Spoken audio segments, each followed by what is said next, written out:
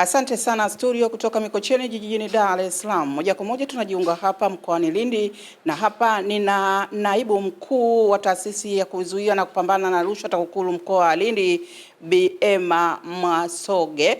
Hapa nazungumza kujua nini ambacho mafanikio ya TAKUKURU kwa hapa mkoa wa Lindi. TAKUKURU mkoa wa Lindi kwa kweli tunatoa elimu kwa wananchi. Tunatoa elimu kwa wananchi kwa kutumia mikutano ya hadhara, semina pamoja na kuimarisha klabu.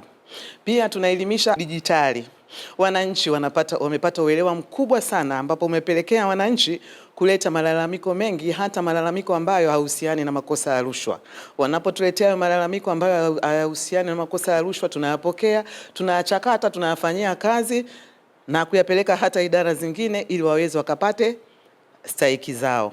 Aidha pia hata mafanikio katika miradi pia tunaendelea. TAKUKURU mkoa wa Lindi tunaendelea kukagua miradi ya maendeleo, ambapo baadhi ya miradi ya maendeleo tukishaikagua changamoto tunazozipata kwenye miradi hiyo, tukishawashauri wakurugenzi na wasimamizi wa miradi, na wanarekebisha yale marekebisho ambayo tumewapa ushauri, na nia na madhumuni ni kupata value for money na mradi ulio na ubora.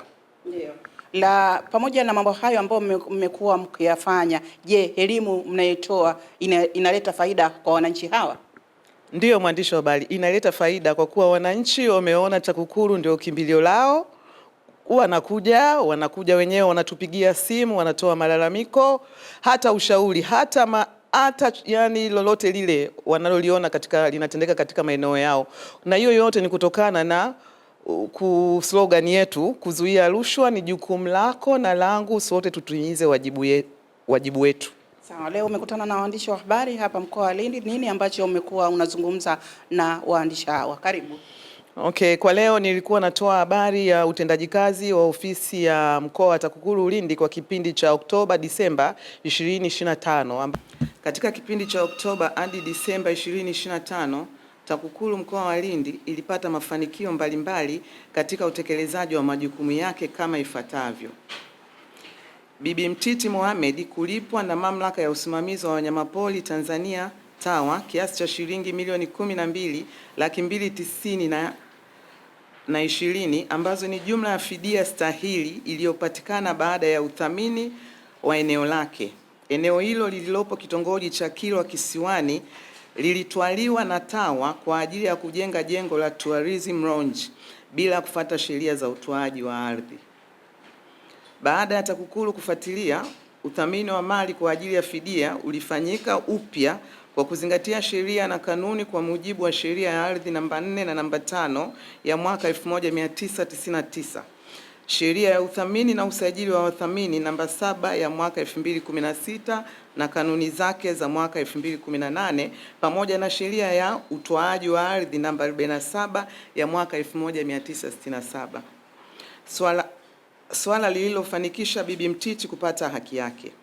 Mafanikio hayo yamesaidia kuimarika kwa ushirikiano na uhusiano kati ya TAKUKURU na TAWA pamoja na wananchi wa kitongoji cha Kilwa Kisiwani.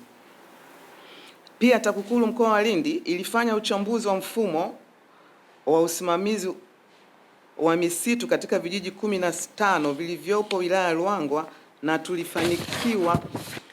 Kijiji cha Nkome kimeweza kuboresha usimamizi wa misitu wa kijiji kwa kuunda kamati ya msitu wa kijiji, hali iliyopelekea kupungua kwa uharibifu katika msitu wa kijiji kwa shughuli za uvunaji haramu, kilimo pamoja na ufugaji. Wananchi kwa sasa wanatambua umuhimu wa msitu wa kijiji na kuona kuwa wao ni wanufaika wa kwanza na wanahusika moja kwa moja katika usimamizi wa msitu wa kijiji. Wananchi wameweza kuokoa mapato ya kijiji yaliyokuwa yanapotea kutokana na ubinafsi wa watendaji.